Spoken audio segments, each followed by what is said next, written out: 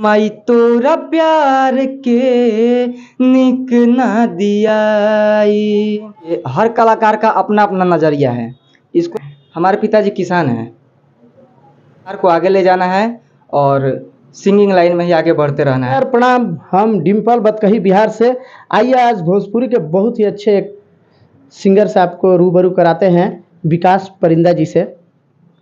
देखिए, सबसे पहले तो कुछ भी कहने से पहले बतकही बिहार के यूट्यूब चैनल से जितने भी श्रोतागण मुझे देख रहे हैं, सबको यहाँ से चरण छू के नमस्कार है। और